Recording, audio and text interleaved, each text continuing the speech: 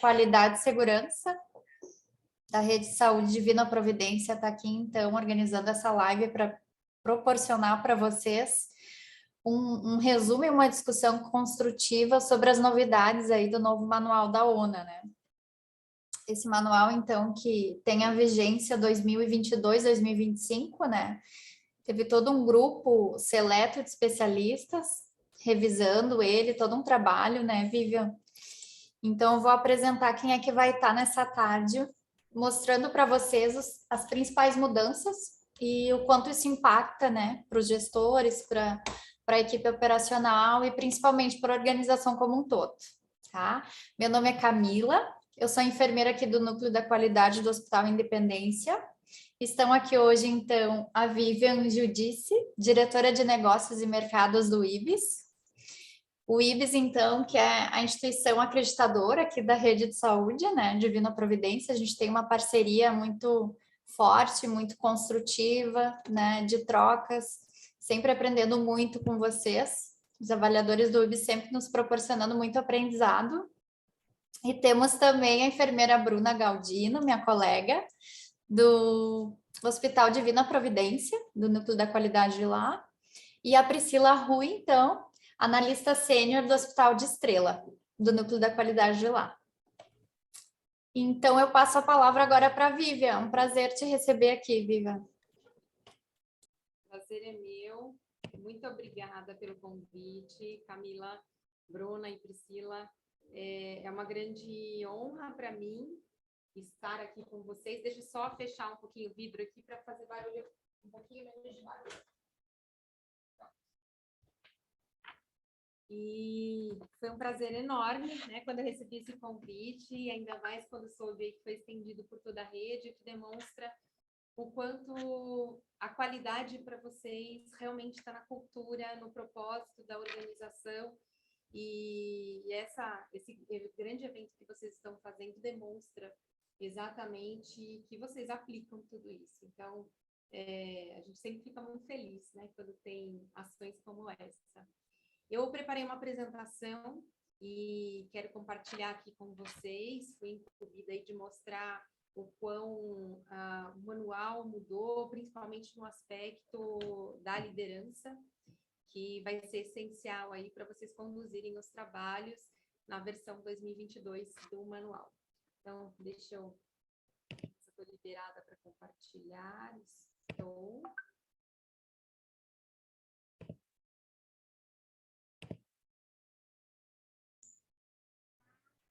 Pessoal, eu estou escutando bem baixinho a Vivian. É para todo mundo?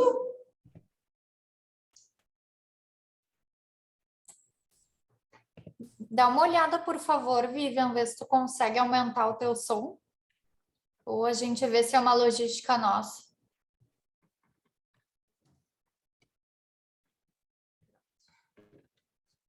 Vocês estão me ouvindo melhor agora? Um pouquinho melhor. Isso. Tá. Bom, eu estou no volume máximo aqui. O que eu posso fazer é mandar o link da apresentação e vocês abrirem por aí. Ou continua assim, tá dando para ouvir? Acho que dá para ouvir, só tá um pouquinho baixinho ainda, mas acho que dá para ouvir sim. Então tá bom. Tem gente falando aqui no chat, áudio baixo ainda. Acho que é a questão talvez do teu... Não sei se tu pudesse usar um fone, talvez, senão aumentaria.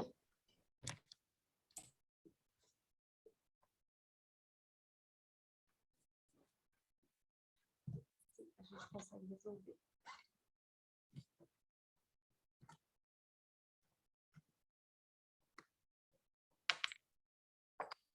Ou também, Vivian, dá para entrar ali na configuração do microfone no Zoom.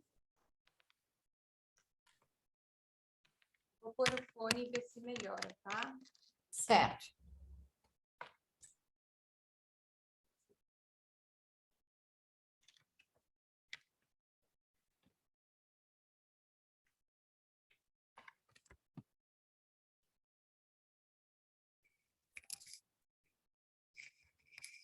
E agora melhorou? Bah, toda a vida. Estão me ouvindo? Não. Sim, ficou ótimo. Desculpe o bah, é o Eu não normal vou aqui pra perder. Esse é o fone. Deixa eu tirar.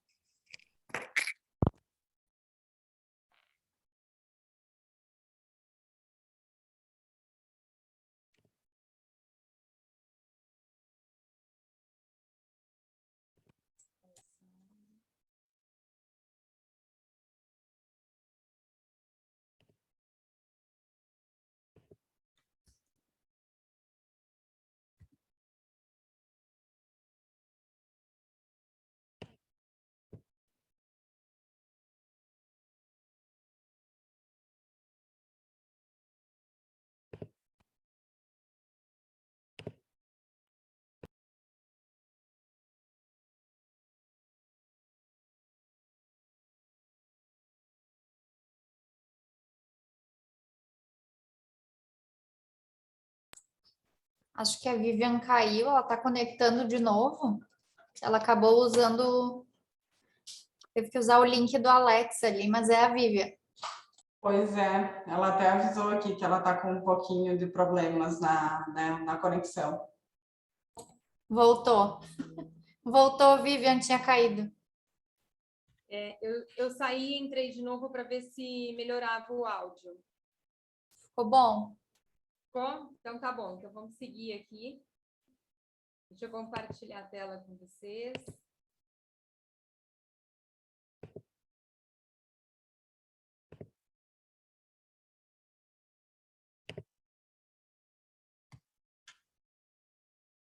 Já conseguem ver minha tela? Ok. Sim.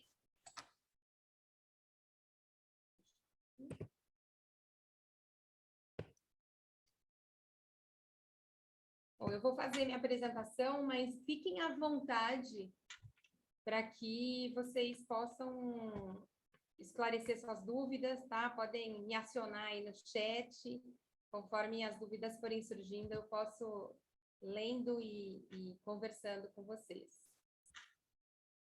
Aqui eu trouxe meu mini currículo, mas, na verdade, um grande resumo é que eu sou uma líder hoje, uma líder que trabalha com acreditação, apaixonada por saúde, apaixonada por ferramenta de qualidade, e meu papel aqui é dividir um pouquinho dessa experiência, da minha jornada com vocês.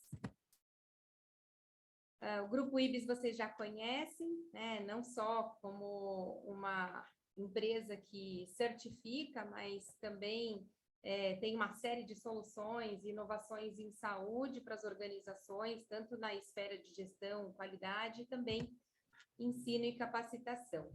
Acho que não é novidade para vocês os benefícios da acreditação, né, que vão desde de permitir que a organização conheça todos os seus gaps, mapeie suas áreas, consiga tratar os problemas específicos e, portanto, reduzir custos, otimizar esses processos e reduzir retrabalho.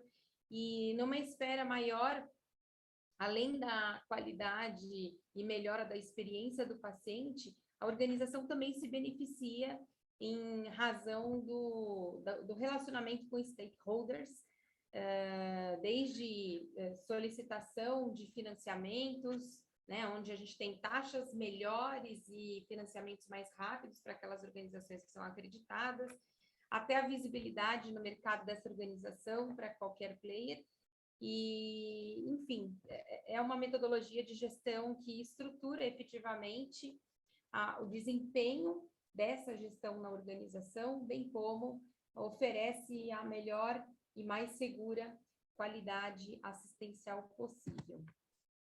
Trouxe um pouquinho do cenário da acreditação, tem uma semana mais ou menos esse retrato, essa fotografia, para demonstrar o quão vocês estão num grupo seleto, né? Se a gente for verificar, são mais de 200 mil organizações de saúde elegíveis à acreditação e cadastradas no CNES, sendo que apenas 1.019 delas são acreditadas.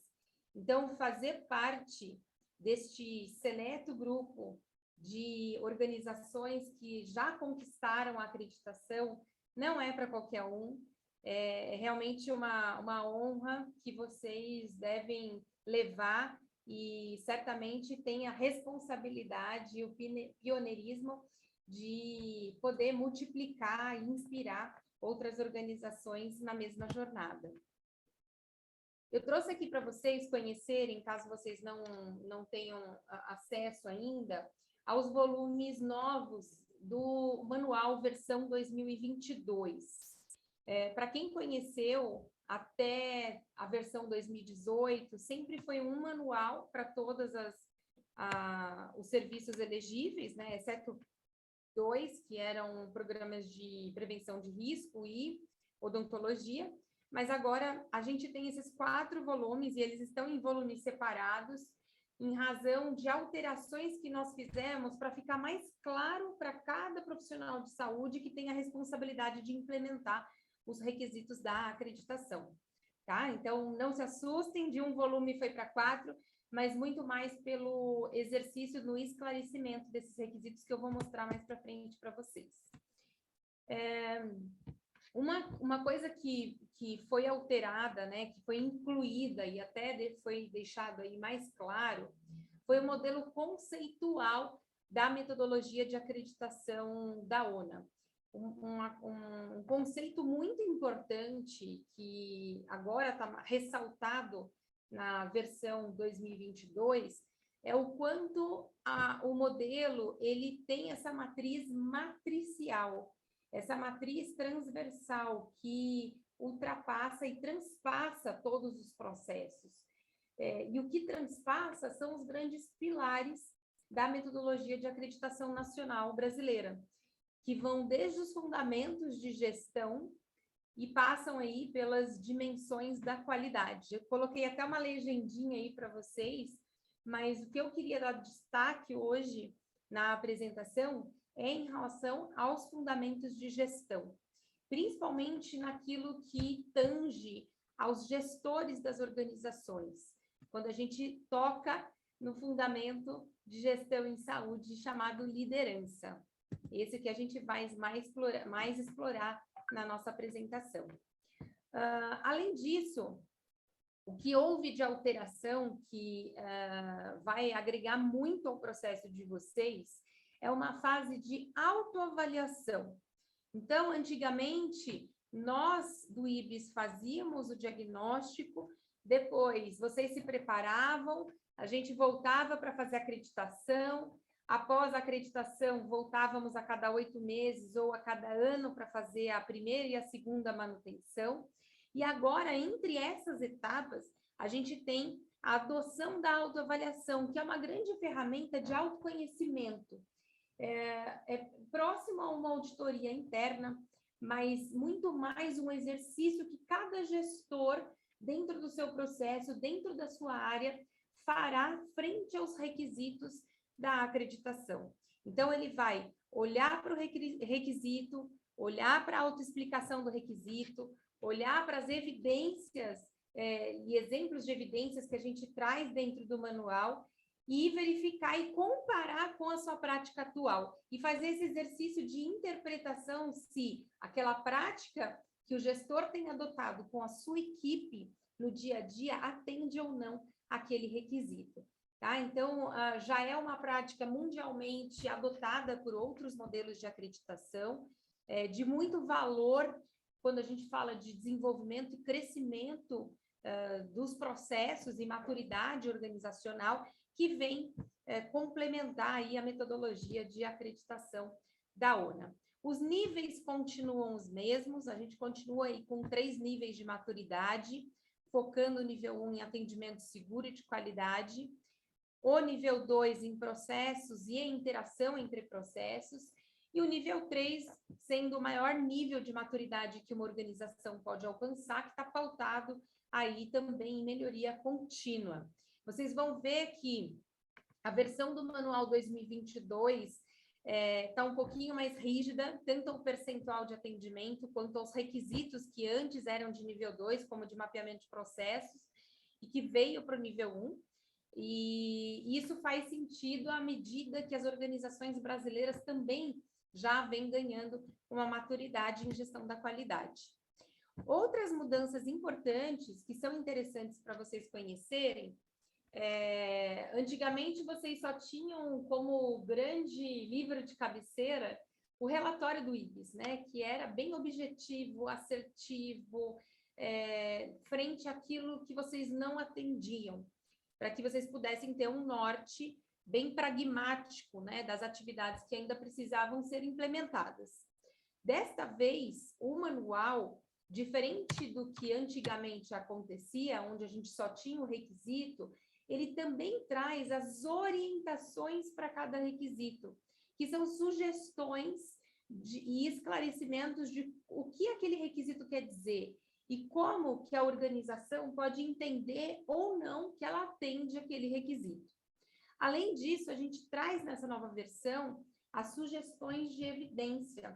Essas sugestões de evidência, elas são exemplos do que vocês podem apresentar para corroborar e para evidenciar para o avaliador que vocês cumprem o requisito, que vocês adotam as práticas. E mais uma última novidade, são os requisitos core. Vocês estão vendo na tela aí dois requisitos, requisito número 1 e número 2. O número 1 ele está em fundo branco, o número 2 ele está em fundo verde claro. É essa simbologia que a ONA utiliza no novo manual, na versão 2022 do manual, para dizer quais são os requisitos prioritários, aqueles requisitos que, se você não atender, você não consegue manter o seu certificado de acreditação, ok? Então, ficou mais claro, tanto para entender, quanto para priorizar, quando vocês recebem o relatório, por onde começar? Né? O que valorizar primeiro? Eu tenho poucos recursos, qual é a primeira atividade que eu tiro da frente e trabalho, tá? Um outro conceito importante que já vinha do manual de 2018, mas que é essencial para vocês entenderem frente ao que a gente vai falar mais para frente.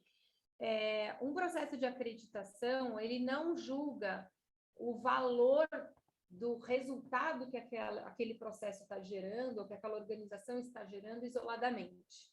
Então, tudo que a organização possui, seja de estrutura, processo ou resultado, é correlacionado numa avaliação, tá? Eu não gero uma não conformidade simples quando eu tenho um evento. Eu gero uma não conformidade quando eu tenho um processo falho e que está correlacionado com uma estrutura precária, ou então, quando a gente tem um resultado de um processo mal desenhado, ou quando o processo desenhado não prevê a estrutura necessária. Então, esta relação de Dona Badian, né, que sempre colocou esses 3 pilares aí como essenciais dentro de um sistema de gestão da qualidade, nunca são avaliados isoladamente, independente da maturidade que a organização alcançou. Esses 3 itens nós avaliamos em qualquer um dos níveis. Claro que respeitando o estágio aí de step de qualidade que a organização se encontra. Outra mudança que a gente teve aí na versão 2022, o percentual que antes de atendimento para ser acreditado em nível 1 era de 80%, que era 70%, agora é de 80%. Sendo que, quando a gente falar de requisitos core, nós necessitamos que a organização atenda 90% dos requisitos, tá? Para uma organização ser acreditada em nível 2, esses percentuais, tanto dos requisitos de nível 1 e nível 2, aumentam de 80% para 85%. E quando a gente fala de organizações que almejam o nível 3, para os requisitos totais de nível 3, segue os 80%, mantendo os 85% para os demais níveis. E vamos falar, então, da importância da liderança frente à nova versão do manual. ela ganhou realmente uma notoriedade, né? Visto que a gente entende que o líder é um grande agente de mudanças, é um grande influenciador, né? E eu trago até vou mostrar várias definições para vocês de liderança, para ilustrar o quanto é diverso, a depender do autor que vocês vão ler, mas o quanto eles também, por caminhos diferentes, eles miram no mesmo objetivo, né? Então, esse autor aqui que eu escolhi, ele fala da influência, do quão os líderes, né? E quando a gente fala líder, pessoal, não é aquele que carrega o cargo, né? Não é o gestor, supervisor, coordenador, gerente, diretor. O líder é aquele profissional que gera influência, é aquele profissional que responde por aquela área, mesmo que ele não tenha o cargo de líder. E ele tem o papel, sendo mais experiente, sendo responsável pelos entregáveis daquele processo, o papel de desenvolver competências nos outros membros da equipe. E, pela sua liderança, gerar a confiança desses membros para que eles possam, então, ouvi-lo e absorver todo esse conhecimento. Quando a gente fala de liderança, eu trago até um autor que eu gosto bastante, que é o Maxwell. O Maxwell não é um estudioso, eu não diria que ele não é um estudioso de liderança, mas ele é um estudioso de vida. Ele é um cristão evangélico, escreveu mais de 60 livros em liderança, e eu gosto muito do que ele fala de liderança, sobre essa questão do título, né, que sobrepõe a questão do organograma. É sobre uma vida influenciando outra. Então, um líder, ele pode surgir, ele pode nascer líder, e ele também pode ser desenvolvido como líder. E ele sempre vai ter esse papel de influenciar. O líder, ele tem também o papel de dirigir pessoas, inspirar pessoas. Obviamente, ele inspira por seus resultados, ele inspira pelo seu comportamento, ele motiva, além de inspirar, pelo exemplo. Então, antes de vocês, quando olharem para a equipe, cobrar os resultados, cobrar que ações e atividades sejam realizadas do seu time, reflitam se o exemplo que vocês estão deixando é o mesmo aquele que vocês estão cobrando, tá? Então, o líder começa em você, ser líder começa em você.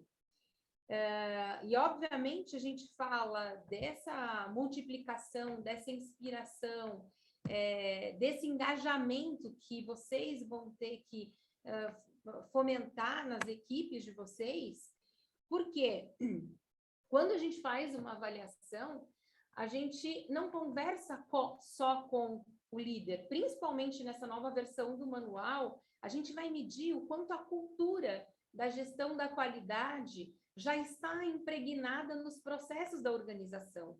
E como que a gente mede cultura? Falando com quem está na ponta.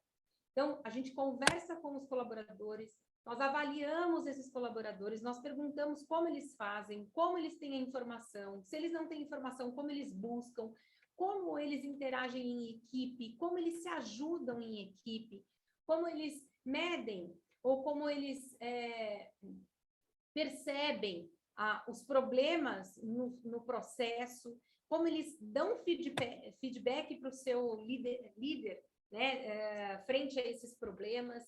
E é desta forma que a gente também vai começar a avaliar a partir de 2022 de maneira mais frequente, né? A gente não deixava de fazer dessa forma, principalmente em nível 2 e nível 3, mas a liderança ela vem fortemente aí estruturada desde o nível 1 e como fundamento de gestão, permeando e trazendo essa responsabilidade para todo líder de processo, com todas essas atividades, para que eles tenham essa habilidade aí, seja de maneira natural, seja de maneira desenvolvida, ou até aperfeiçoando essas competências para desenvolver quem está na ponta? Vivian, vou te pedir com licença, o pessoal que está no auditório, gostaria que tu colocasse o fone de novo, porque antes deu para te ouvir melhor. Ah, então tá bom. Eu vou pôr o fone, só que eu não ouço vocês, tá? Qualquer coisa vocês escrevem no chat, se precisar falar comigo. Tranquilo. Melhorou?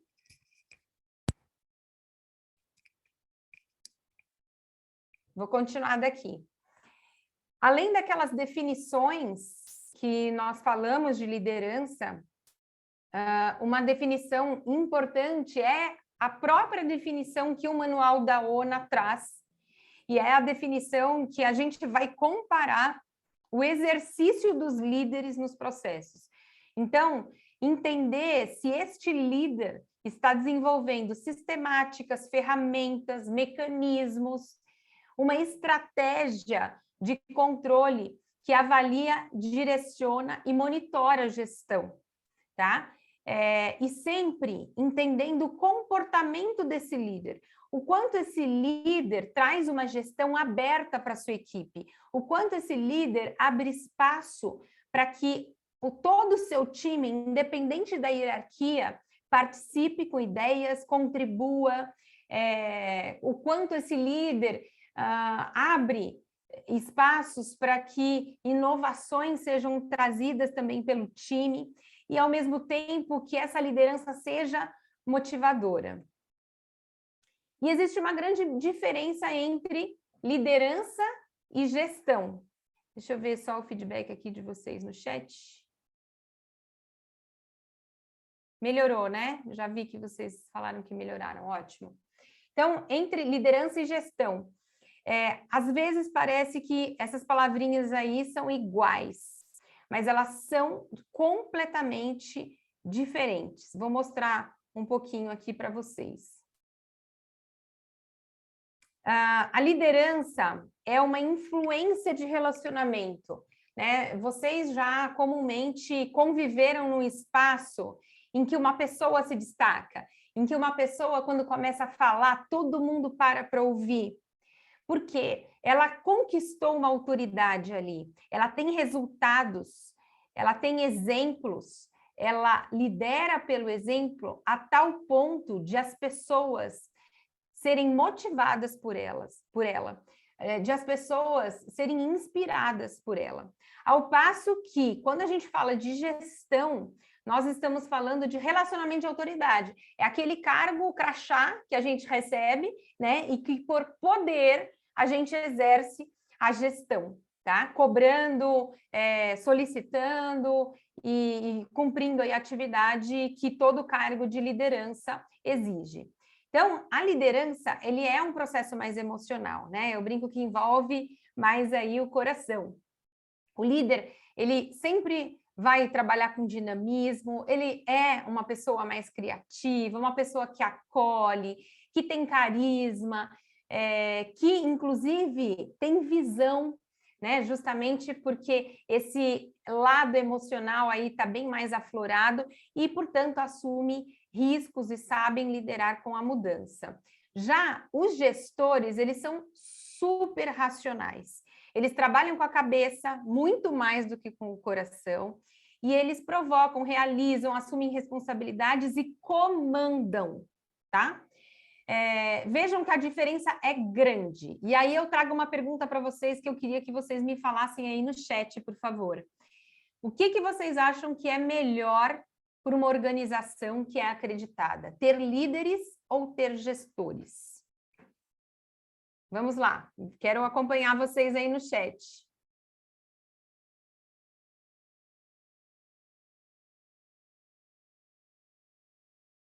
A Bruna falando líder.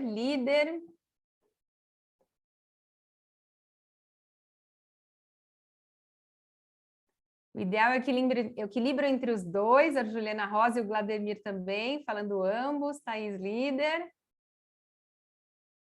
Muito bem. Equilíbrio, a Miriam. Muito bem, muito bem. Ó, acertou quem falou sobre o equilíbrio, sobre ambos. Então, nós temos, enquanto líderes de processo, esse papel de integrar a equipe, de assumir responsabilidade, de influenciar, de guiar, mas, ao mesmo tempo, a gente precisa prestar contas.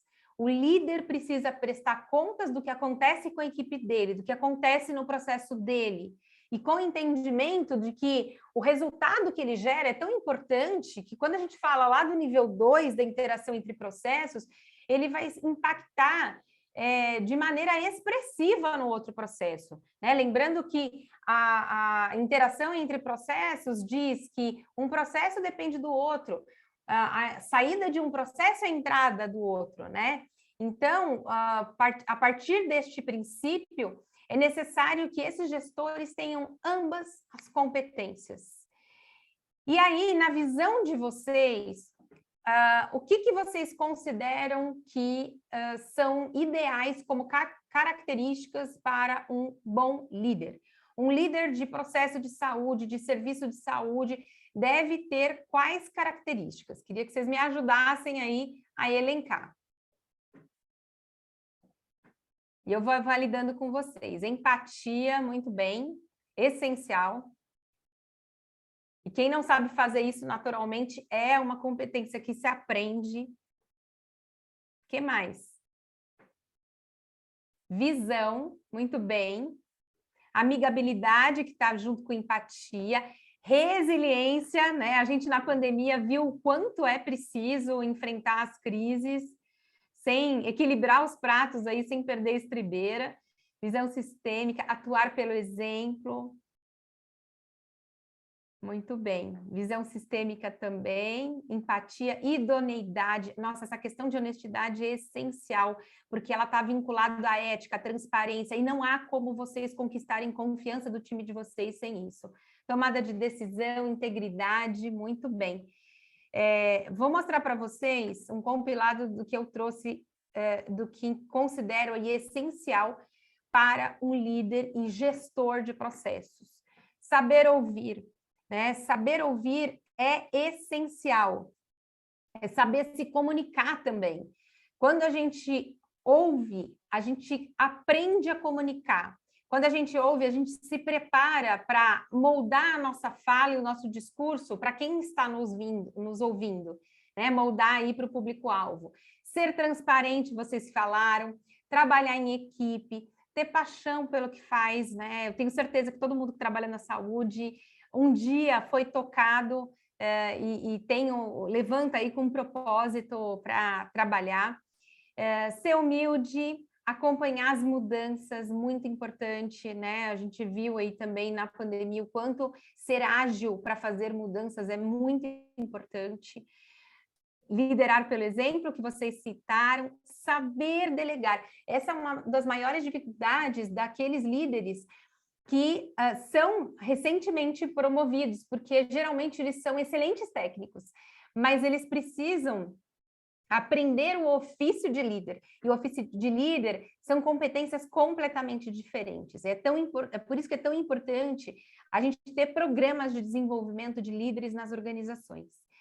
Gerenciar conflito, deixa eu ver o que mais aqui que está aparecendo, e saber negociar, né? Saber negociar é separar as pessoas dos problemas. Saber negociar, vocês precisam se concentrar nos interesses da organização e desvalorizar as posições. É criar opções em que há ganho mútuo na relação das duas partes das quais você aí está fazendo a negociação. E negociar, gente, a gente faz isso todo dia, a gente faz isso em casa, a gente faz isso no trabalho, a gente faz isso na igreja, a gente faz isso no esporte, o tempo todo a gente está negociando. E é uma atividade, é uma habilidade essencial para o líder na saúde. O líder, então, tem aí como vários desafios, dentre muitos aí que eu falei, e eu gosto de resumir aí nessas frases que eu criei, porque faz com que eu demonstre que eu sei o que vocês, enquanto líderes, passam todos os dias na rotina de vocês. Liderar na saúde exige muito, muito. Eu diria que saúde, qualquer serviço de saúde, é o sistema mais complexo em negócios que existe no mercado, na realidade de mercado. E é bem assustador, principalmente para aqueles profissionais que vêm de outros nichos e aterrissam na saúde. Eles geralmente têm um grande impacto, porque é muito complexo e exige demais do profissional de saúde, quanto mais do líder. Mas ele, ao mesmo tempo, né, quando a gente é colocado em prova a grandes desafios, a gente também se prepara muito, né? E, portanto, a gente se desenvolve demais. Liderar na saúde significa pensar em muitas variáveis em razão dessa complexidade, né? O sistema é complexo e a gente tem que entender que cada paciente é um paciente. Então, não existe esteira de produção, as ferramentas clássicas que são usadas em outros mercados não cabem em depara na organização de saúde e sempre haverá necessidade de a gente fazer adaptações. E quando a gente fala de paciente, o paciente é individual, ele tem comorbidades diferentes, únicas, ele deve ter o seu plano de tratamento, o seu plano terapêutico, que também é único, e que ele terá necessidades também que o líder precisará prever e atender. Liderar na saúde, então, prepara o profissional para desafios e para eliminar problemas. E resolver problemas é a qualidade do profissional do futuro. Vocês acompanham o quanto as tecnologias estão fazendo parte do nosso dia a dia, né? A telemedicina na pandemia veio para ficar. A gente está acompanhando aí uma série de dispositivos em que o próprio paciente acompanha a sua saúde de casa por meio de aplicativos. E, enfim, o que será do profissional do futuro na saúde? É aquele profissional que vai resolver problemas. Então, sempre estejam empenhados como líderes a abraçar problemas. Vocês vão se desenvolver como profissionais e vão desenvolver as organizações em que vocês trabalham. Vou deixar aqui meus últimos pensamentos para que vocês sintam o privilégio em liderar na saúde e aproveitar esse privilégio para a evolução pessoal e profissional de vocês. Não é fácil liderar na saúde. Liderar na saúde vai te trazer competências que mercado nenhum você ganharia. Então, aproveite para se desenvolver como pessoa, para se desenvolver como profissional, e, ao mesmo tempo, não deixando a vida passar por você. Agarre aí cada oportunidade que vocês têm no dia a dia, a oportunidade que a liderança vai trazer para vocês, e às vezes a oportunidade vocês não enxergam como oportunidade, às vezes enxergam como desafio, como problema, mas todo problema é uma oportunidade. Toda negativa, todo fato ruim, toda barreira pela qual vocês enfrentarem, certamente, se encarada de frente, vai nascer uma solução, e quem mais vai ganhar, além do paciente e organização, é você como profissional de saúde. Então, como profissional de saúde, não deixe de pensar nisso e deixar seu legado, né, que transforma vidas, transforma a sua vida e de milhares de pacientes. Então, meu último recado é que você se inspire nessas palavras, que possa também inspirar aí como líder dentro de um processo de acreditação, que escolha um líder para inspirar. Eu trouxe aquele slide lá em preto e branco, que eu trouxe uma série de líderes que inspiram, mas tenho certeza que no dia a dia de vocês, na carreira de vocês, na vida pessoal de vocês, já houveram pessoas que inspiraram. Eu trago até aqui uma foto de uma pessoa que me inspira todos os dias. Essa pessoa é minha mãe. A minha mãe, depois dos 50 anos, foi uma grande líder e é uma grande líder até hoje, que apesar da comorbidade, apesar da doença que ela é portadora de esclerose múltipla, depois de 23 anos de diagnóstico, ela luta pela saúde dela e não deixa de fazer e acontecer, ela não deixa de inspirar. ela já fez 2 faculdades, 2 pós-graduações depois do diagnóstico e depois dos 50 anos, já escreveu livro, já escreveu peça de teatro e fez tudo isso depois de ser tocada pela doença. Então, sempre é possível vocês saírem do status quo. Sempre é possível vocês fazerem da atividade de vocês de liderança uma atividade que realmente faça diferença e transforme a vida das pessoas. Eu quero deixar um presente para vocês. Então, para vocês todos que têm esse papel de inspirar, eu quero deixar um QR Code para vocês baixarem. É de um instrumento, de um e-book das 5 ferramentas da qualidade, para quem não conhece, estudar, poder aplicar já amanhã, depois desse evento, e poder começar a fazer a diferença, mesmo que pequena. Eu tenho certeza que aos pequenos passos vocês farão grandes transformações. Muito obrigado e tenham um bom evento. Muito obrigada, Vivian. A gente que agradece. E aqui eu tenho que dizer que tu nos inspira, né? Depois disso, a gente não tem nem palavras, né? Tu trouxeste um momento diferenciado, né? Não focou somente em questão dos processos ali do manual, mas a importância do coração, né? Eu adorei a imagem ali, coração e cérebro. Muito, muito inspirador. A gente agradece muito pela oportunidade de ter aqui e esperamos um próximo momento tão construtivo quanto esse. Tá bem? Muito obrigada. A gente segue aqui com as colegas. Eu que agradeço. Um abraço, até mais.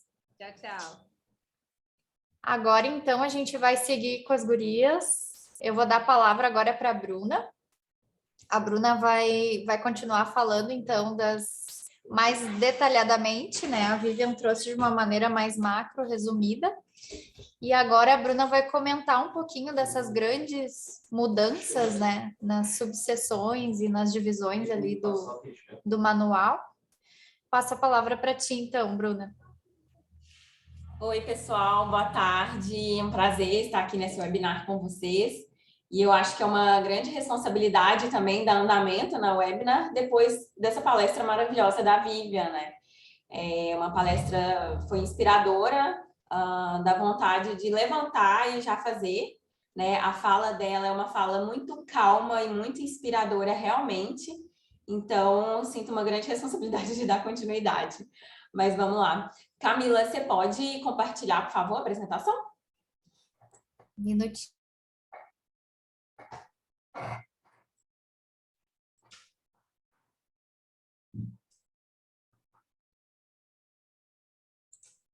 Tá todo mundo vendo? Ainda não. Acho que está abrindo. Nós também não. Só um pouquinho, gente. Vou fazer de novo.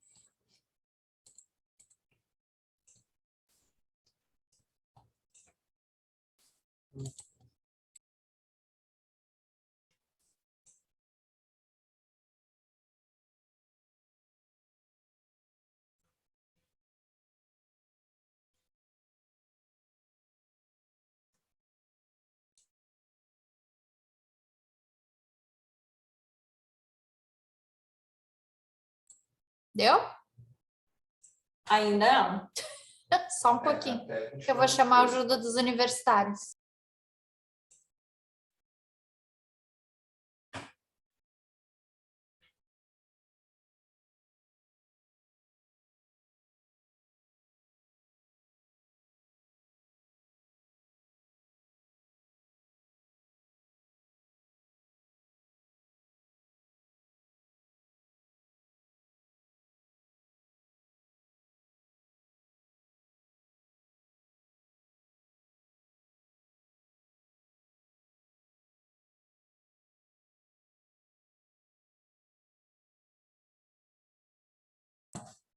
Deu certo, Bruna? Opa, estava no mudo. Ainda não. Tá carregando. Talvez tá lento, alguma coisa assim. Tá parecendo que tá carregando aqui. Quer que eu tente por aqui? Por favor.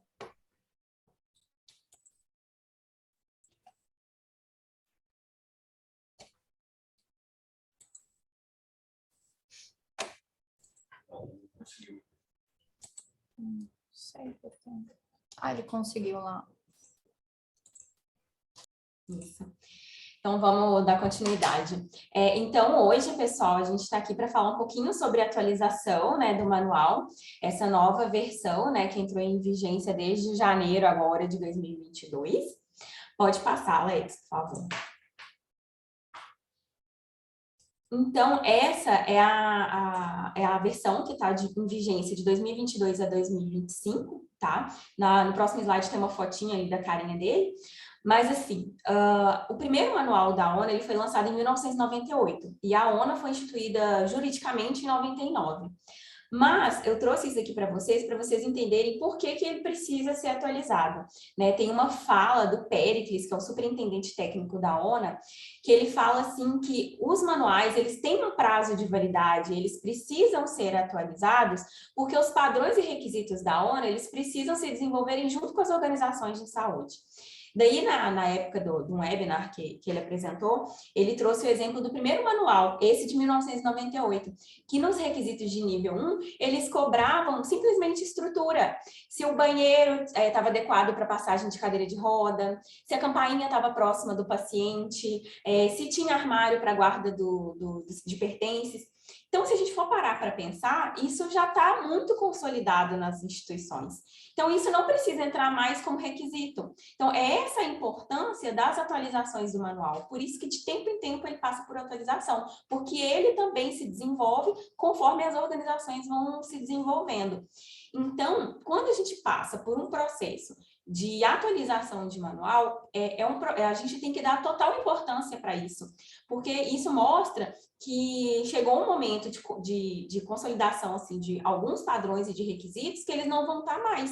E agora a gente vai ser cobrado, nessa nova versão, por outros padrões, por outros requisitos, e que vão ter uma exigência maior, porque alguns ali ficaram para trás na versão 2018, tá? Então, o manual, ele tem que ser usado como um guia para o nosso desenvolvimento, né? A intenção da ONA é cada vez mais aproximar as instituições que não são acreditadas, né, da metodologia, para quando elas, né, passarem pelo processo de acreditação, elas já se sentirem um pouco mais próximas, né, da ONA, e para as instituições que já são acreditadas, conquistar uma maturidade maior, tá? Como que aconteceu esse processo de revisão do manual? Não sei se vocês acompanharam por redes sociais e tudo, mas foram aproximadamente 140 profissionais que participaram dessa atualização. Eles foram divididos em grupos de trabalhos e foram profissionais que foram indicados pelas próprias IACs, especialistas convidados, membros de sociedade de especialistas. Então, gente, o manual, ele foi construído por pessoas que estão inseridas diretamente no setor saúde. Então, assim, que tem grande embasamento e conhecimento técnico, mas são pessoas que vivenciam o que a gente vivencia aqui dentro. Então, a própria Vivian, ela fez parte do comitê executivo de atualização do manual. Então, foram revisões padrões, né, que foram criados, de coisas e situações que acontecem mesmo no nosso dia a dia e que são necessários para a gente atingir um nível de maturidade, tá? A ONA, ela é certificada pela ISQA. A ISQA, para quem não conhece, é um órgão internacional que certifica organismos acreditadores. Ela tem três certificações pela ISQA. Ela é certificada como organização. O programa de desenvolvimento de avaliadores dela é certificado também. E o próprio manual. Então, quando ela iniciou o processo de atualização do manual, que foi lá em outubro de 2020, eles pegaram relatórios da ISQA, que a ISQA tinha deixado sobre o manual, eles pegaram manifestações dos clientes mesmo, alguma sugestão de melhoria, e trouxeram esse grupo de 140 profissionais para contribuir com essa revisão. O manual ele foi lançado ano passado, em novembro de 2021, teve um evento de lançamento, e a vigência dele iniciou, né, no dia 1º de janeiro de 2022, tá? Pode passar, por favor. Aqui eu trouxe para vocês, só para vocês verem a carinha dele, tá? Ele agora, o manual, ele está em formato de box, e ele tem 4 livretos, tá? Acho que passou demais, ele passou mais de um. Mas ele tem 4 livretos e dividido por seção, tá? Então, a seção 1 é a seção de gestão organizacional, a seção 2, atenção ao paciente, a gestão 3, diagnóstico e terapêutico, e a gestão 4, gestão de apoio. É bem aquilo que a Vivian disse, como aumentou o número de padrões e requisitos, né? Agora tem orientações e sugestões de evidência, não coube mais em só livro igual era o de 2018. Então, agora ele vem num box com realmente 4 livretos, tá? Pode passar, por favor. Aqui a gente trouxe também para vocês em relação às dimensões da qualidade. Também, assim como os padrões e os requisitos, eles também atualizam todo o conteúdo do manual. E eles também atualizaram essas dimensões. Eles incluíram as dimensões da qualidade, elas sempre foram consideradas, mas ela está de uma maneira mais clara no novo manual, tá? Então, as dimensões que eles acrescentaram foi oportuna, centrada no paciente e segurança. Mas, entre as outras, tá segurança, efetividade, centrada no paciente, eficiência e equidade. Ele repetiu, mas é equidade, tá? Pode ir para o próximo slide, por favor.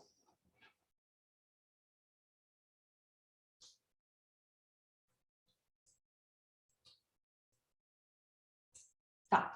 Aqui nessa imagem a gente mostra um pouquinho as dimensões da qualidade que eu acabei de falar para vocês e os fundamentos de gestão, tá? Então, assim, as dimensões, elas orientam a avaliação do desempenho organizacional. Então, é através das dimensões da qualidade que ocorre a avaliação das práticas da organização. E os fundamentos de gestão são o conjunto de fundamentos que caracteriza a metodologia. Então, elas são expressas através dos padrões e dos requisitos. É bem o que a Vivian disse, né? Ela focou bem em um dos fundamentos, que é a liderança, mas tem essa lista inteira aí de fundamentos que se expressam nos padrões e requisitos. Então, quando os avaliadores vêm nos visitar, nos avaliar, eles nos avaliam também em todas as questões dos fundamentos de gestão e das dimensões da qualidade. Eles esperam que dentro daquele requisito ali tenha refletido, né, nas nossas práticas, enfim, as dimensões da qualidade, tá? Pode passar, por favor.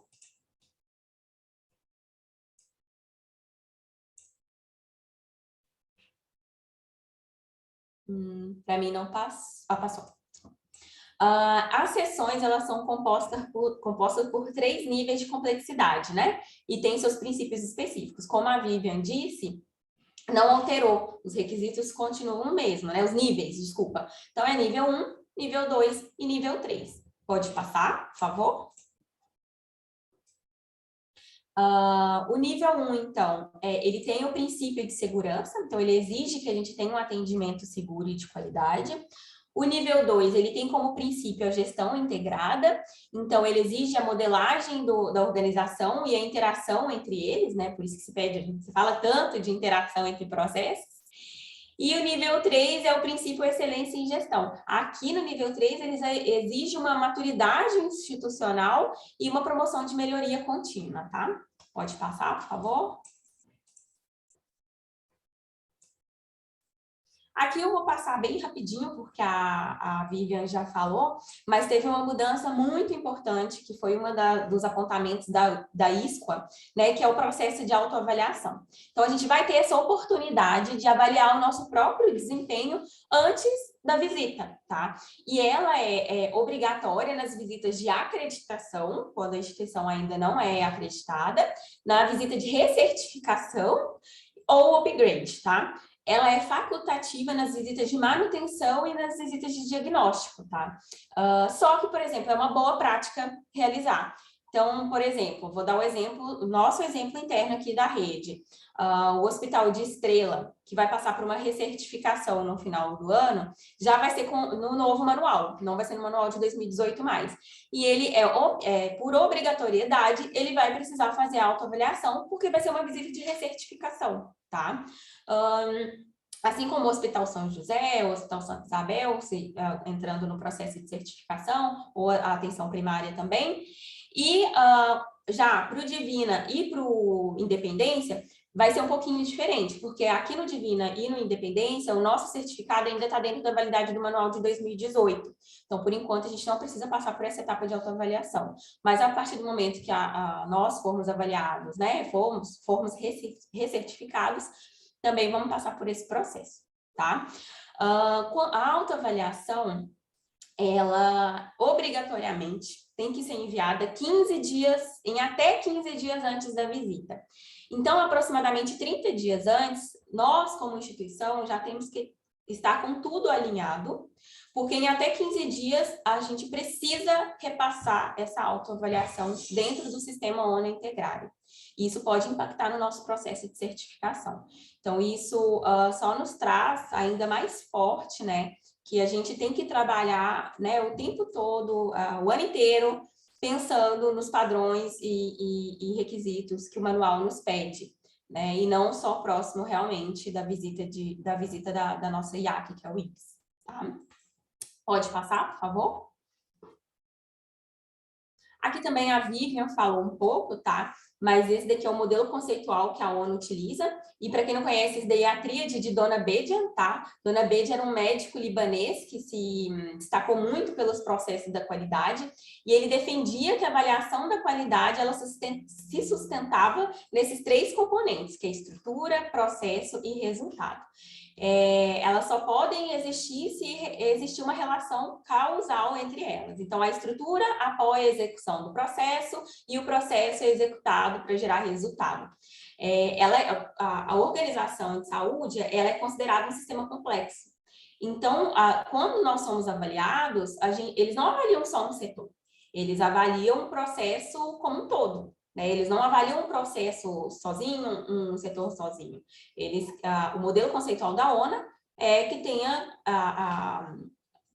que a gente almeje e que contemple todos esses níveis da estrutura da tríade de Dona Bedian, estrutura, processo e resultado. Tá? Pode passar, por favor.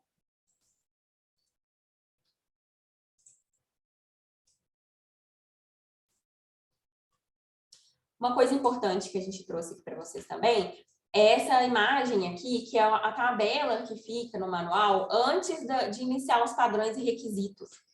Essa tabela, pode passar mais um, Alex, que tem umas setinhas aí. Vamos ver se vai dar.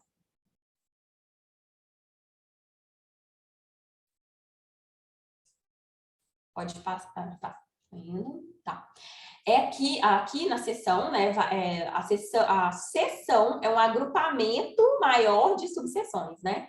Então, ela é o agrupamento das subseções, por exemplo, a gestão organizacional, né? Tem liderança, qualidade, controle de infecção, gestão administrativa. Então, ela é o agrupamento de todas essas subseções. E essa tabela, ela é muito importante, porque ali aparece quais subseções são obrigatórias para cada norma de avaliação.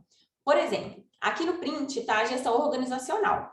Toda instituição que for avaliada, ali na gestão organizacional, todas são obrigatórias. Tá? Então, se é um serviço hospitalar, se é uma atenção primária, se é uma atenção domiciliar, atendimento pré-hospitalar, enfim, todas essas que estão listadas na seção 1 são de atendimento obrigatório, aplicação obrigatória. Quando está com flagzinho, é porque é aplicação obrigatória. Se tem bolinha, é que a aplicação é obrigatória conforme o perfil da instituição. E se tem um tracinho na horizontal, é que não se aplica. Vou dar exemplo ali na seção 2, que é de atenção ao paciente. Se for da NA, da norma de avaliação de atenção primária, não é obrigatório o atendimento da subseção internação, porque não faz parte do perfil da atenção primária a subseção internação. Então, essa tabela guia vocês do que vai ser contemplado na avaliação, tá? O que é obrigatório e o que não é obrigatório. Né? No nosso caso, como somos serviços hospitalares, né, a maioria entra como obrigatório, mas tem alguns pontos ali que é obrigatório dependendo do perfil da instituição. Mas, por exemplo, a atenção primária, que é uma nova subseção, tem que ficar atento porque não são todas as subseções que são obrigatórias, tá? Pode passar, por gentileza?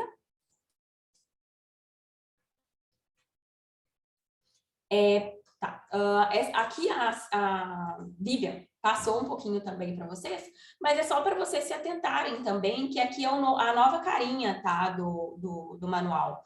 Diferente do manual de 2018, que vinha só com o requisito. Agora não, a gente teve um upgrade, né, no manual. Então, assim, começa ali com o nome da subseção, que está tratando, né, especificamente qual que é esse processo, né? Então, no caso ali da subseção 1.1, é liderança organizacional.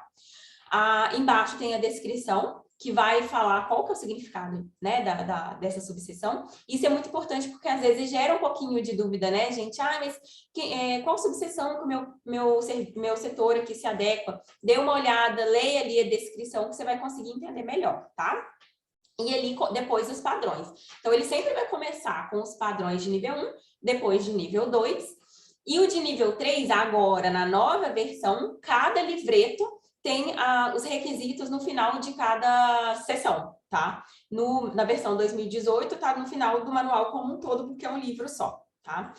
E ali é bem o que a Vivian explicou mesmo. O que tá verdinho são os requisitos core. Então, assim, muita atenção, gente. Requisito core tem um peso, uma pontuação maior. Então, se ele tiver, por exemplo, como não conforme ou como parcial conforme, ele pode comprometer o nível, né, dessa instituição. O não cumprimento dele pode comprometer o nível da instituição. Então, é aquele que a gente tem que ficar com um olhar mais apurado, tá? E isso é válido para todas as instituições, não só para quem vai ter que se adequar ao manual agora, tá? De versão de 2018. Para quem ainda está dentro da vigência do manual de 2018, já tem que ir com um olhar também para o manual novo, tá? Pode passar, por gentileza.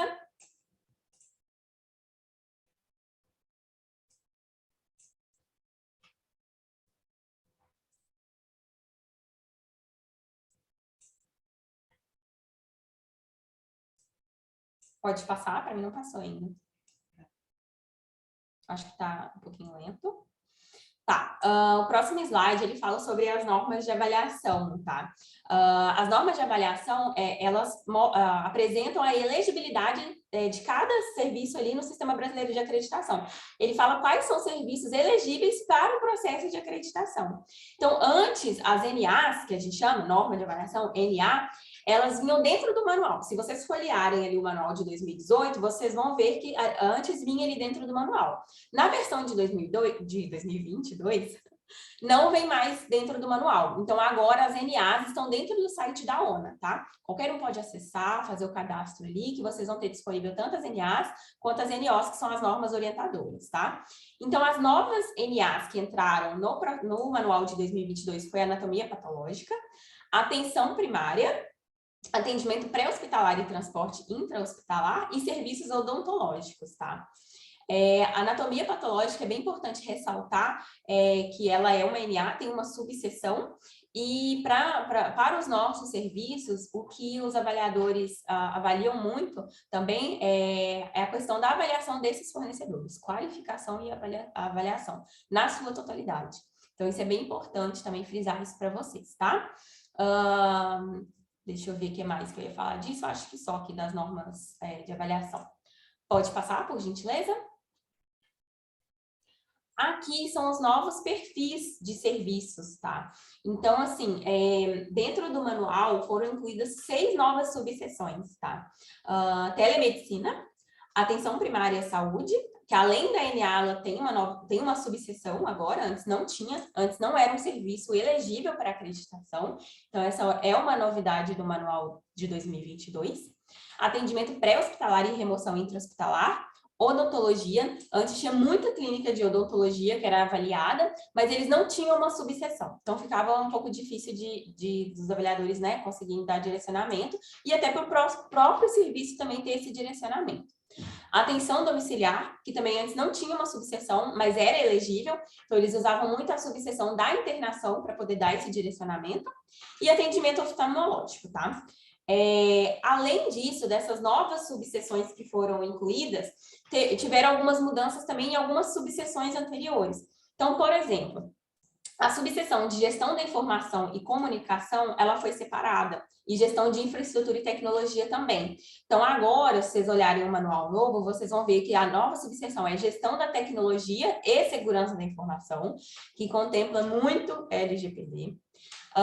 Gestão da comunicação agora está sozinha, é só uma subseção, tá?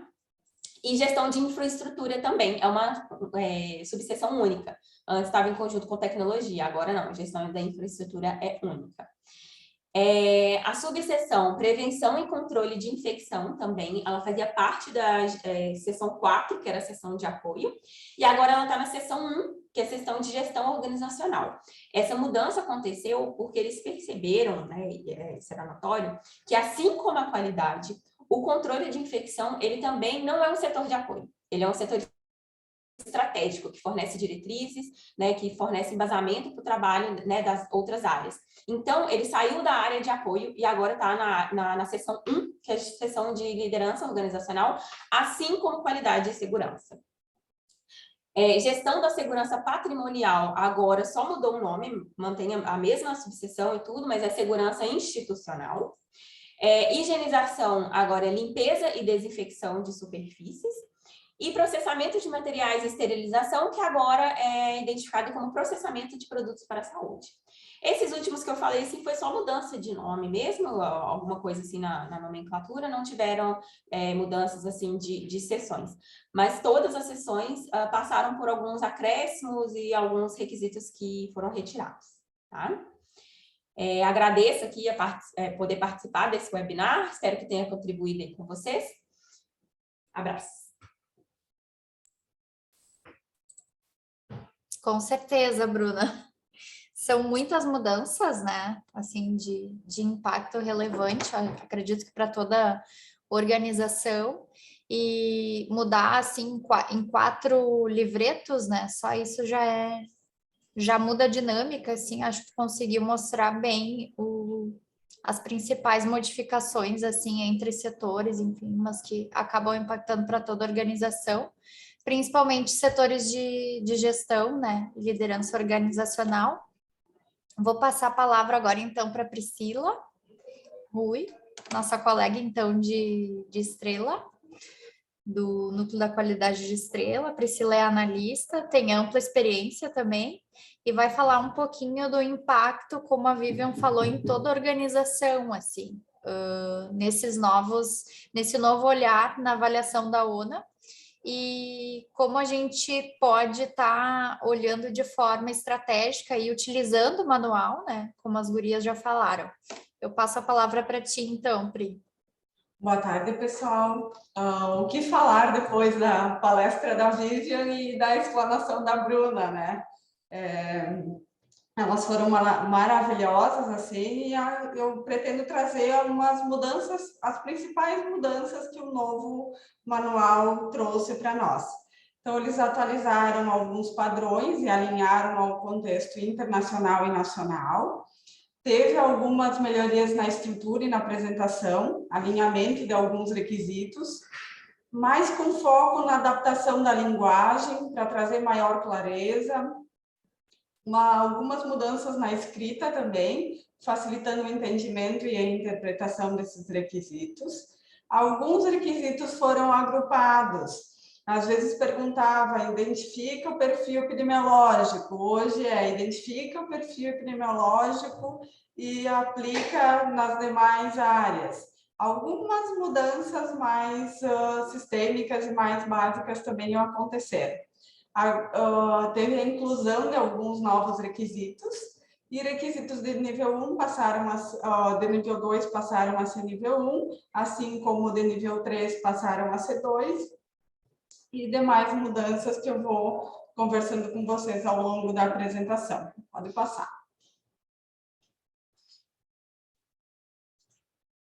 Então, as principais mudanças, a Bruna e a Vivian também já trouxeram, foi a apresentação dos requisitos core. Os requisitos core, eles ficam em verdinho mais sinalizado para nós. Eles aparecem em todas as subseções, eles são definidos como alta prioridade, nós devemos dar um maior foco, porque eles são os requisitos mandatórios. eles são baseados a partir de critérios de segurança ou de risco, lá a partir das dimensões da qualidade. Quando a Bruna falou em dimensões da qualidade, os requisitos core se voltam muito a isso. A aplicação deles é obrigatória e a nota de corte ela é diferenciada, porque eles têm uma importância e um impacto dentro da organização. Pode passar. Então, aqui eu trouxe um pouquinho do sistema de medição que a ONA usa para dizer que o hospital está acreditado nível 1, nível 2 ou nível 3.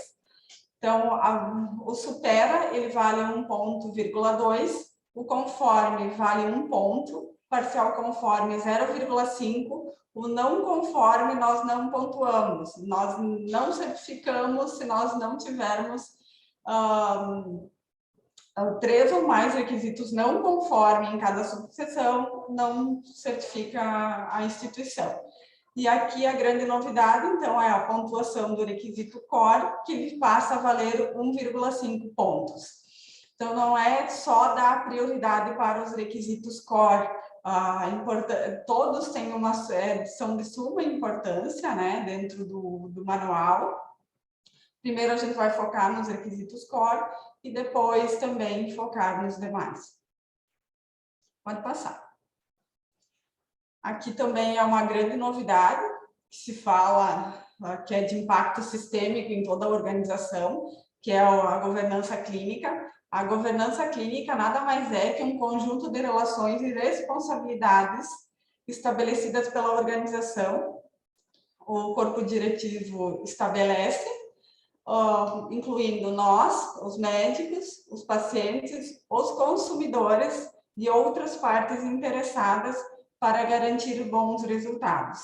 Então, os objetivos da governança clínica são garantir que os pacientes e consumidores recebam os cuidados seguros e de alta qualidade, descrever elementos que são essenciais para o serviço alcançar a governança clínica, né? Cada vez mais integrados, manter e melhorar a confiabilidade, a segurança e a qualidade do serviço, melhorar os resultados de saúde para os nossos pacientes. E a função é engajar cada vez mais, trazer o paciente cada vez mais para a entrega dos cuidados. Eles devem confiar nos profissionais e na organização que nós entregamos esse cuidado seguro e de alta qualidade. Os médicos, os profissionais de saúde, equipe multidisciplinar, trabalhar em times e com os pacientes para entregar a continuidade e melhorar a segurança e a qualidade. Os gestores, liderando e coordenando o ambiente de trabalho e implementando sistemas bem desenhados, né, para a entrega desse cuidado. Conselhos, que vão estabelecer algumas diretrizes políticas, liderar a cultura organizacional, a performance e a prestação de contas. Pode passar. Então, aqui é a tríade da governança clínica. A governança clínica envolve um conjunto complexo de comportamento de liderança, políticas, procedimentos, as rotinas, os nossos mecanismos de monitoramento, que são os indicadores, e eles visam garantir bons resultados clínicos. Então, aqui na parte da auditoria clínica, é importante falar a realização das auditorias tipo Tracer e a formalização. As pessoas, um time faz essa auditoria lá na ponta. Esse time emite um relatório para nós trabalharmos. Esse relatório ele tem que ser trabalhado, tem que sair ações dele para nós mostrarmos para o avaliador que a gente está desempenhando um papel seguro e de alta qualidade para os nossos pacientes. Ali na gestão de riscos e eventos adversos, tem toda a realização do mapeamento dos processos, dos riscos dos nossos processos. E lembrando que quando a gente fala em risco do processo, não é só ter a FEMEA lá no meu display, na minha parede, elegendo os meus riscos, mas monitorar continuamente. Ela é uma ferramenta dinâmica. ela precisa ser monitorada mensal e algumas ações têm algum prazo para sair dela, 30 dias, 6 meses, ou a revisão anual, dependendo se o risco se materializa sim ou não. A notificação dos eventos adversos e das não conformidades também aqui é de suma importância, também trazendo ênfase para quase falhas, né? O que é uma quase falha? Eu estava indo lá fazer uma medicação no paciente e no meio do caminho, eu percebi que não era para aquele paciente. Eu vou lá e notifico, porque alguma coisa no meu processo não está certa. Para o gestor poder trabalhar com a equipe lá no final do mês, qual é a não conformidade mais prevalente? Qual é o evento adverso mais prevalente?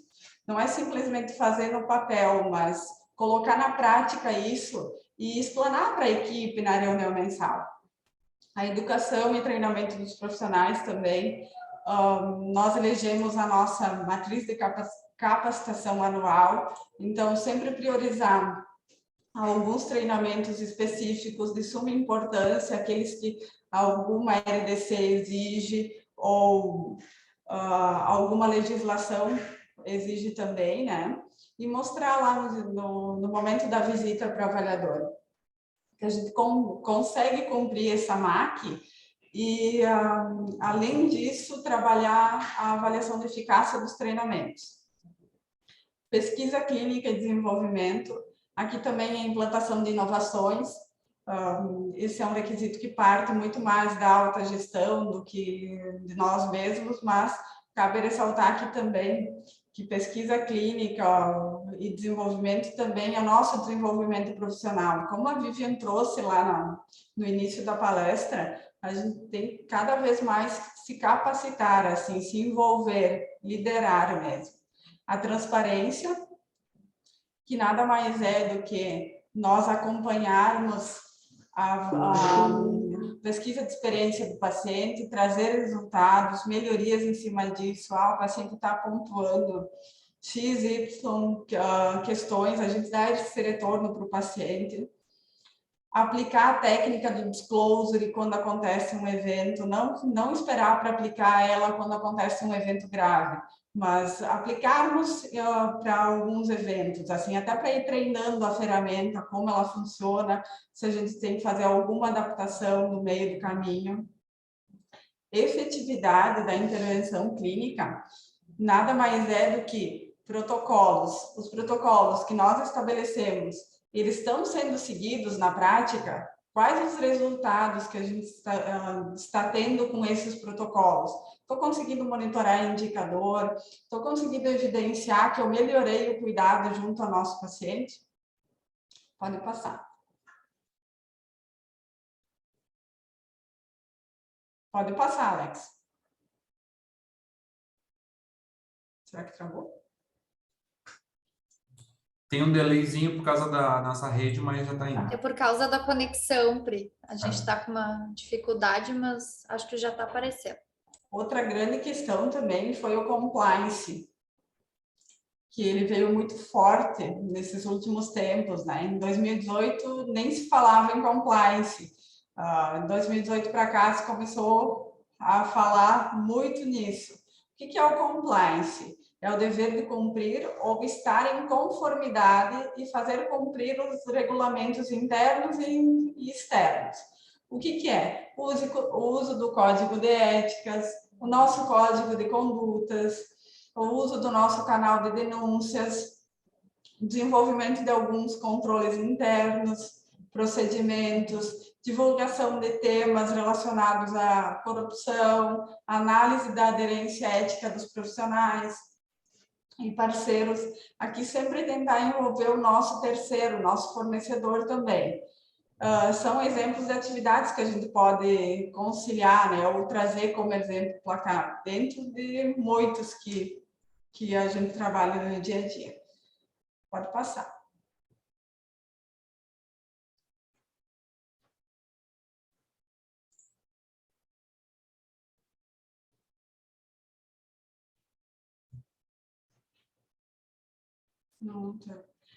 Outra grande questão é a LGPD. Então, essa lei, ela é a 13.709, ela foi aprovada em 2018, em agosto, só que ela só entrou em vigência em agosto de 2020, também um pouquinho devido à pandemia. Ela trata sobre o tratamento de dados pessoais, inclusive nos meios digitais, pode ser pessoa natural, jurídica, direito público ou privada, mas ela tem o objetivo principal de proteger os direitos fundamentais de liberdade e privacidade e o livre desenvolvimento da personalidade da pessoa natural. Aqui cabe ressaltar a importância dos dados sensíveis. O que são dados sensíveis? Na verdade, é a origem racial, convicção religiosa, opinião política, filiação a sindicato, nome, data de nascimento, dado genético ou biométrico, RG, CPF. Aqui também é importante ressaltar que nós não devemos deixar os prontuários expostos nos postos de enfermagem, circular nos serviços terceiros, consultórios médicos. Tem toda essa questão que a gente precisa trabalhar cada vez mais dentro das nossas organizações. O que divulgar em WhatsApp? Tem agora a política que a Integridade lançou também, para a gente dar uma olhadinha, para ver como que está lá descrito, quais são os passos a seguir também, de suma importância. Pode passar.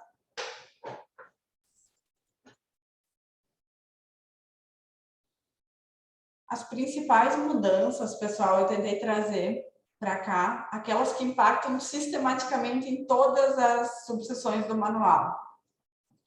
Aqui é importante nós falarmos sobre atendimento a pacientes com dignidade, respeitando suas crenças, diferenças, limitações e escolhas. Nada mais é do que uma política fundamentada de como que nós vamos atender esse paciente. E acompanhante, independente da raça, credo, idade, opção sexual, deficiência. Então, ela tem que ser fundamentada, ela tem que estar descrita, tem que conter o plano de atendimento a pacientes com deficiência intelectual, física, auditiva, visual, atendimento a pacientes de melhor idade, que são os idosos, gestantes, crianças, também atendimento às necessidades de crença, que aqui vale ressaltar a transfusão e hemocomponente em pacientes agora evangélicos, né? Que não pode eles não aceitam a transfusão do hemocomponente. O que a gente vai fazer? A gente vai respeitar isso? Cabe ressaltar e deixar escrito pela organização o que a gente vai fazer num caso como esse. Atendimento às necessidades de pacientes e familiares também, incorporação do protocolo de identificação de ser tratado pelo nome social, qual é a diretriz que a instituição vai dar, vou colocar o nome social para chamar ele no display, na pulseirinha, o que eu vou fazer com essa informação? E um plano de desenvolvimento das equipes, porque a gente implementa a política e ela tem que estar lá na ponta também. A educação sobre segurança do paciente e a força de trabalho, e quando aplicável, para a força de trabalho dos fornecedores terceiros que atuam diretamente ligados ao processo da organização. O que é? A disseminação das práticas de segurança das 6 metas do paciente, né? A fim de garantir processos mais seguros em todas elas, incluindo treinamentos de segurança estabelecidos tanto para nós, colaboradores, quanto para os serviços terceiros. Aqui um exemplo, nós temos um diagnóstico por imagem, que é um terceiro que atua dentro da organização. Treinar esse terceiro em relação à identificação, à comunicação efetiva, à administração de medicamentos, à higienização das mãos, todos esses protocolos das 6 metas. Pode passar.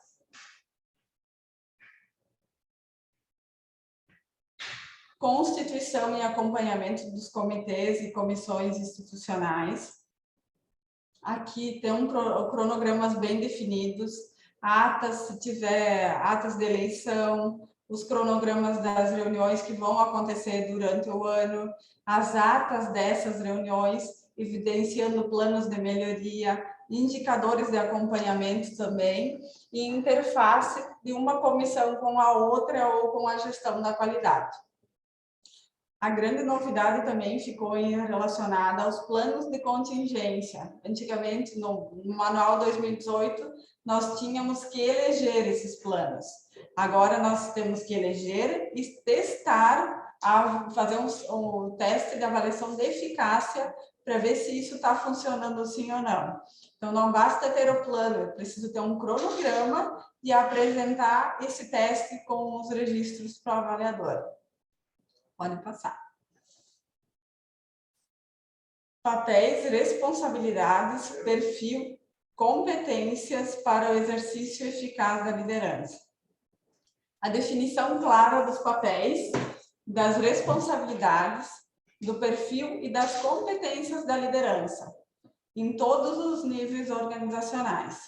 Ela é fundamental, né, para garantir o exercício eficaz da mesma.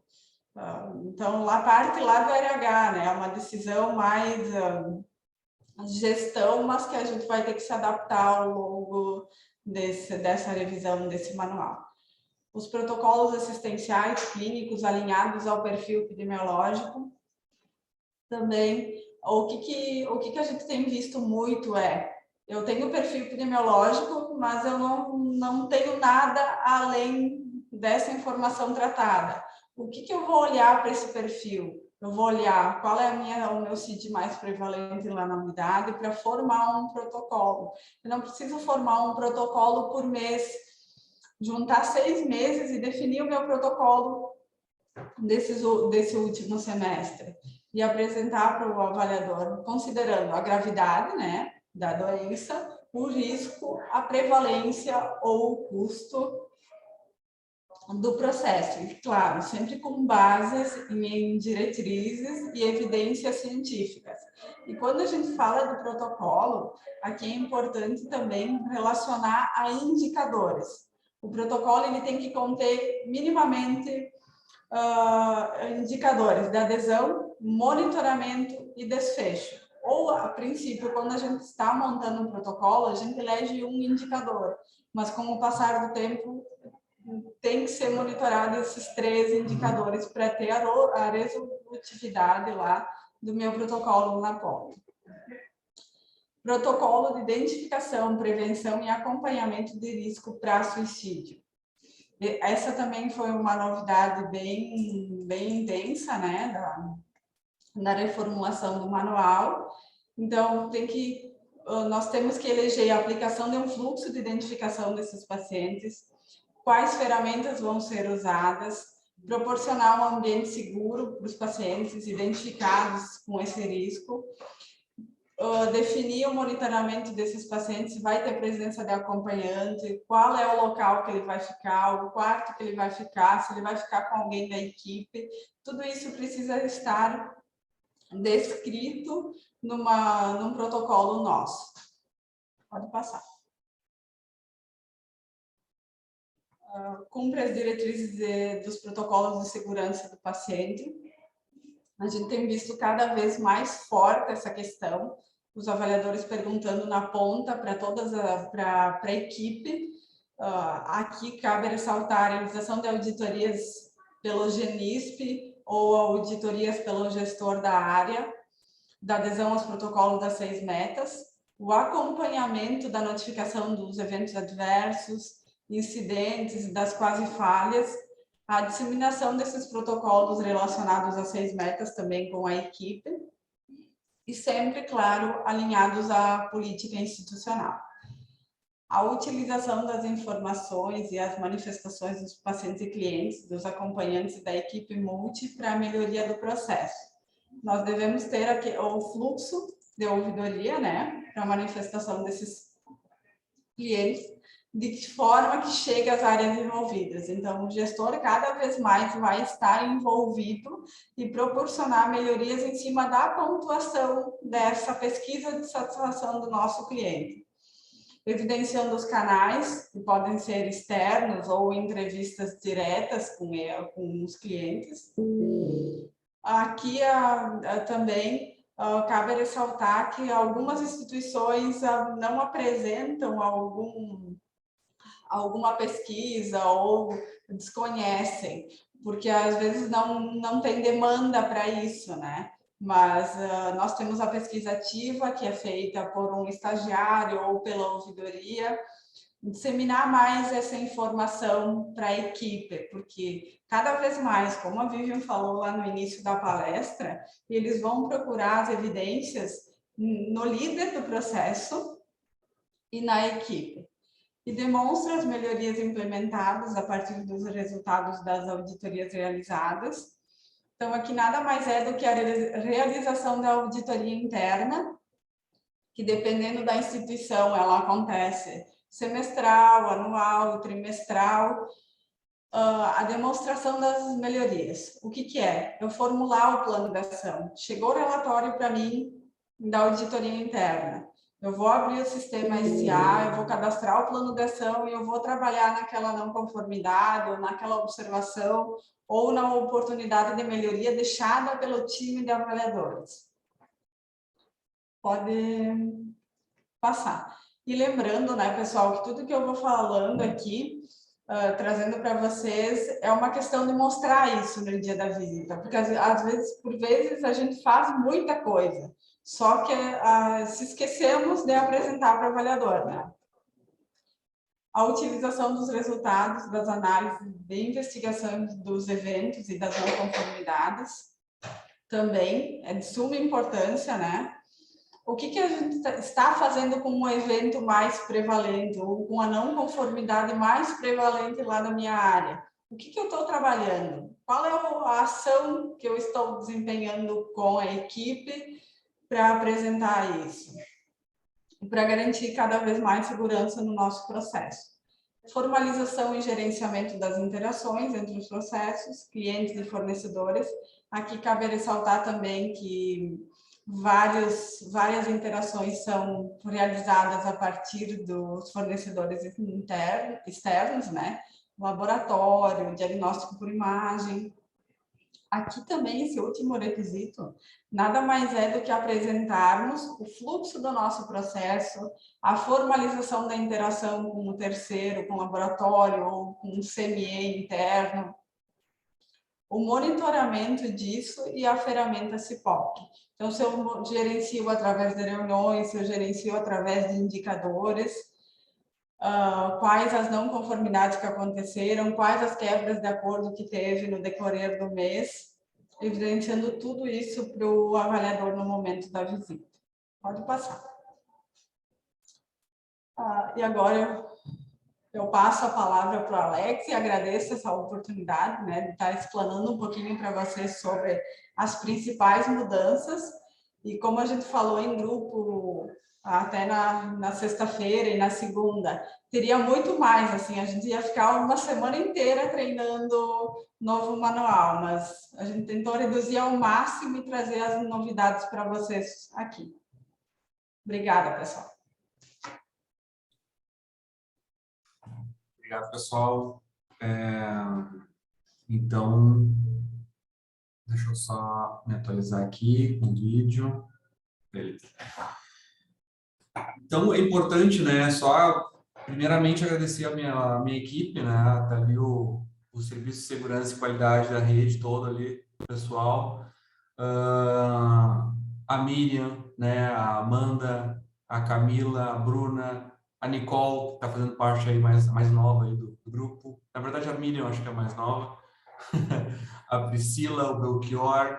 Tem também 2 estagiários, né, a Ana e o Ricardo, né, a Ana do HDP, o Ricardo do HI. Então, só primeiramente agradecer todo o empenho desse time aí, que está se estruturando cada vez mais forte para trazer a qualidade e a segurança para a rede. Falando sobre atualização, né? Atualização do manual. Como as gurias falaram, cada liderança, cada líder é extremamente importante nesse processo. A gente precisa que parta principalmente, né, do interesse de cada um de pegar o manual, ver o que aconteceu de diferente, o que está diferente, o que mudou, para poder saber se tem alguma dúvida, alguma coisa ali para ser tirada, tá? Os nossos contatos todos estão aí também na tela, para vocês também nos procurar, que a gente possa tirar essas dúvidas de vocês, não deixar para a última hora. Mesmo que o Hospital Divina e o Hospital Independência ainda tenham aí um prazo para se adequar ao novo manual, a próxima visita ela já vem com um olhar já do novo manual, né? Isso é praxe do IBS. Então vamos nos preparando, a gente tem que se preparar. E para os outros hospitais que estão entrando, né, já no manual novo, é importante tirar todas as dúvidas e a gente poder ter esses esclarecimentos. Com relação à mudança ali também, foi falado que uma prática nova agora é a autoavaliação. Nós entendemos da qualidade, nós entendemos que a autoavaliação, mesmo para visita de manutenção, ela também é importante. Então, uma prática que provavelmente a gente vai colocar como obrigatório também. Então, fazer a autoavaliação é extremamente importante para a gente ter aquele tempo de reação, né? Poder entender como está o serviço e poder entregar isso para o nosso avaliador. Então, reforçando, cada vez mais, não dá para deixar para a última hora. Eu não posso esperar que nas vésperas da avaliação eu vou correr e vou conseguir colocar tudo em ordem. Isso tem que ser uma prática diária, tem que ser algo que a gente tem que trabalhar e buscar todos os dias, tá? E, bom, não tem mais o que falar, né? O pessoal apresentou todos aí os detalhes, né? Tivemos aí a participação da Vivian. Eu tive que sair, tivemos um probleminha com o link, né? Então eu deixei meu link para ela, mas eu acompanhei todo o trabalho, toda a apresentação dela também ali, como espectador, né? E trouxe toda a importância aí do esforço em conjunto, né? Para que a gente possa alcançar cada vez mais a qualidade e a segurança, né, das nossas atividades. Então, agradecer a presença de todos, que todos que participaram, espero que a gente tenha trazido divulgado um pouco mais desse conhecimento com vocês.